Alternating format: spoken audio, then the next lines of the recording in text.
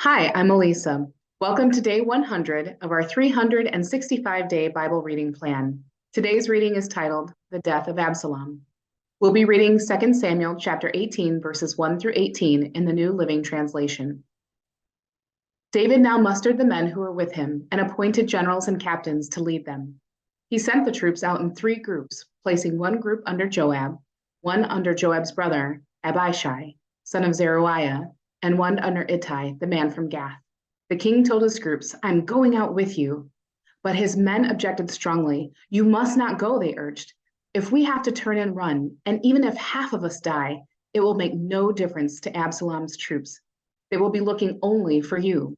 You are worth 10,000 of us, and it is better that you stay here in the town and send help if we need it." "If you think that's the best plan, I'll do it," the king answered. So he stood alongside the gate of the town as all the troops marched out in groups of hundreds and of thousands.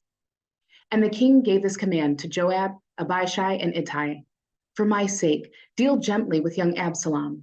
And all the troops heard the king give this order to his commanders. So the battle began in the forest of Ephraim, and the Israelite troops were beaten back by David's men. There was a great slaughter that day, and 20,000 men laid down their lives. The battle raged all across the countryside, and more men died because of the forest than were killed by the sword. During the battle, Absalom happened to come upon some of David's men. He tried to escape on his mule, but as he rode beneath the thick branches of a great tree, his hair got caught in the tree. His mule kept going and left him dangling in the air. One of David's men saw what had happened and told Joab, "I saw Absalom dangling from a great tree." "What?" Joab demanded. "You saw him there and didn't kill him? I would have rewarded you with 10 pieces of silver and a hero's belt." "I would not kill the king's son for even 1,000 pieces of silver," the man replied to Joab. "We all heard the king say to you and Abishai and Ittai, 'For my sake, please spare young Absalom.'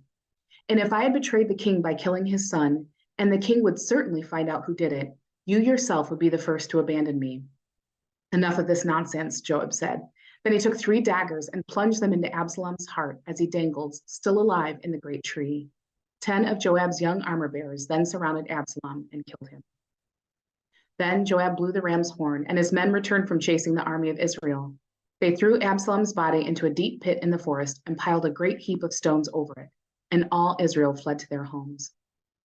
During his lifetime, Absalom had built a monument to himself in the king's valley, for he said, "I have no son to carry on my name."